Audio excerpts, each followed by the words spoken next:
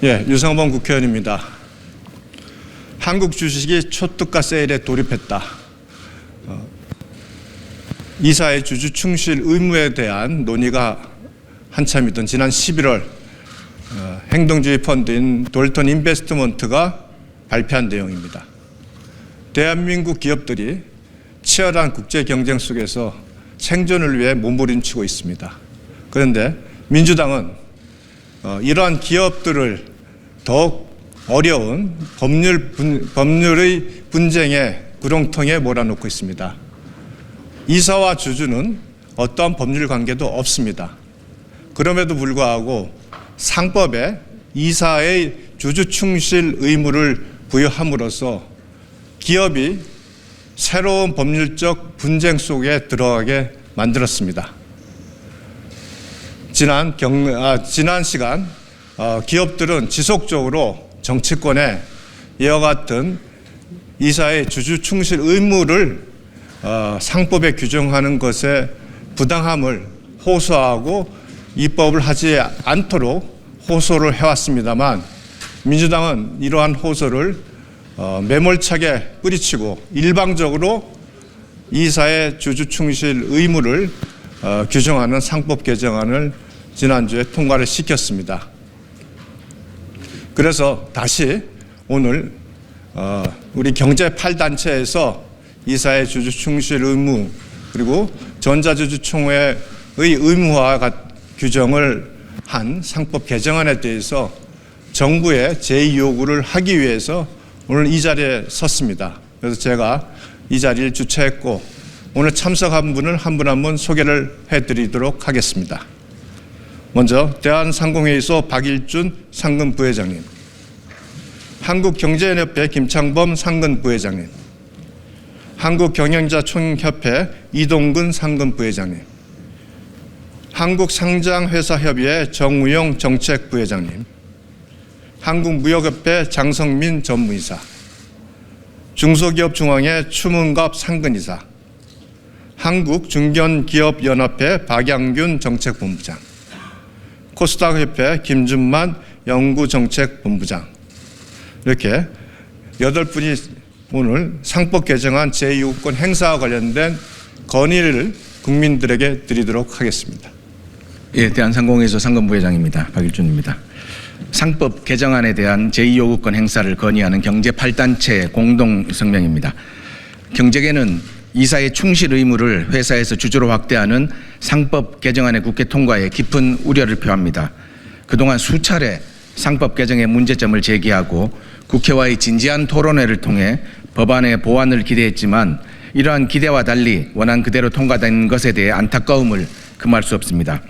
이번 상법 개정안은 경제계뿐만 아니라 많은 대다수 상법학자들도 법리적으로 문제가 많다고 지적해왔고 기업 현장의 혼란과 소송 남발 등 부작용도 크고 글로벌 스탠다드에도 부합되지 않는 등의 이유로 반대해왔던 사안입니다.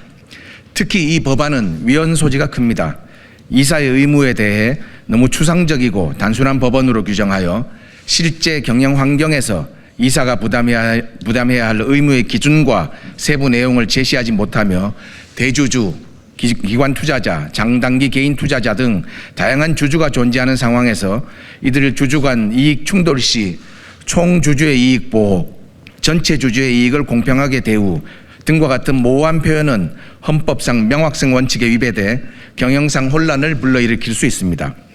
또 소액주주 보호라는 목적을 달성하기 위해 기업의 피해를 최소화할 수 있는 수단이 있음에도 기본법인 상법을 개정해 모든 기업에 광범위하고 일반적인 의무를 부과하는 것은 헌법상 과잉 금지 원칙에 저촉될 가능성이 높습니다. 만일 현행 제도가 미흡하다고 판단되면 소수 주주 보호를 위해 제정된 자본시장법의 관련 규정을 세밀하게 정비하면 충분하다고 생각합니다. 나아가 이러한 조항은 이사들이 채권자, 종업원, 협력업체 등 회사 경영에 관련된 다양한 이해관계자들보다 주주 이익을 우선시하도록 강제하는 것으로서 헌법 제119조가 보장하는 다양한 경제주체 간의 조화 원칙과 제11조의 경제적 영역에서 누구나 차별받지 않을 권리를 침해할 소지도 있습니다. 무엇보다 이번 상법 개정의 가장 큰 문제점은 혁신이 절실한 시기에 기업의 혁신 의지를 꺾고 중소기업이 중견기업으로 나아가 대기업으로 성장하는 생태계를 훼손하고 글로벌 시장에서의 국내 기업의 경쟁력을 저하시킴으로써 자본시장과 한국 경제 발전의 저해 요소로 작용할 것이라는 점입니다. 최근 우리 경제는 글로벌 경제 질서 재편과 산업 구조의 급격한 변화로 큰 부담을 안고 있습니다. 특히 미국의 보호주의, 중국의 국가주도 대규모 기업 성장 전략으로 인해 자동차, 석유화학 등 주력 산업뿐만 아니라 AI, 반도체, 배터리 등 첨단 전략 산업까지 큰 도전에 직면하고 있습니다. 이처럼 경제의 불확실성이 고조되는 상황에서 경제와 기업의 본원적 경쟁력을 제고하려면 선제적 사업 재편과 새로운 부가가치 창출을 위한 과감하고 신속한 의사결정을 통한 혁신이 그 어느 때보다 절실합니다. 그러나 개정 상법안은 충실의 의무를 확대해 이사의 도전적인 투자 결정을 어렵게 하고 남소 등의 위험을 피하기 위해 현상 유지에만 급급한 보수적 경영에 몰두하게 할 것입니다.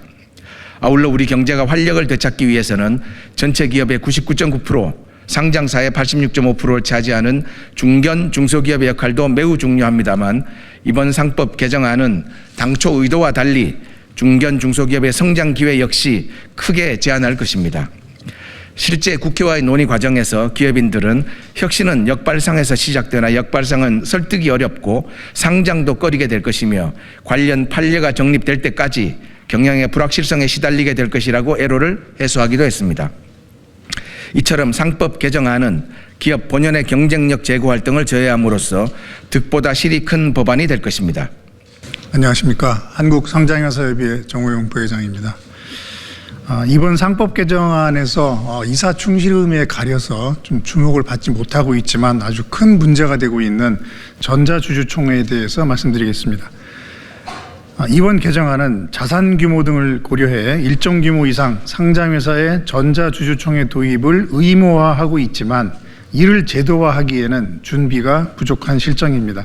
일부 상장사는 주주수가 수백만 명에 달하는데 현재 안정적으로 동시 접속 가능한 전자주총 시스템이 갖춰지지 않아서 시스템의 불안정성과 부정확한 주주 자격 확인 및 대리투표, 해킹 등 보안 문제가 발생할 수 있습니다. 또 미국, 일본, 독일 등 주요국에서도 전자주주총회를 의무화한 입법례가 없는 만큼 제도의 실효성과 부작용 등을 잘 따져 최대한 신중하게 검토해야 합니다. 우리 경제계는 자본시장의 발전과 활성화 필요성에 공감하며 주주 권익 제고를 위해 계속 노력해 나갈 것을 말씀드립니다. 다만 이번 상법 개정안은 결과적으로 밸류업이 아닌 밸류다운을 초래할 것이기에 주주 권익 제고와 코리아 디스카운트 해소를 위한 적절한 해결책이 아닙니다. 논란이 된 부분에 대해서는 상법 개정보다 자본시장법 개정을 통한 핀셋 규제가 비용과 효과 면에서 더 합리적인 대안이고 이미 주주 보호를 강화하는 내용의 자본시장법 개정안이 발의돼서 정무위에서 논의하고 있습니다. 경제의 대내외적 불확실성이 높고 산업 활력이 저하된 현 시점에서 기업의 혁신 성장을 저해하며 위헌성 논란을 피할 수 없는 근본 상법 개정은 반드시 재고돼야 합니다. 대통령 권한대행님의 제2요구를 통해 국회가 이 문제를 다시 한번 신중히 검토할 기회를 마련되기를 간곡히 요청드립니다. 경제 8단체 드립 감사합니다.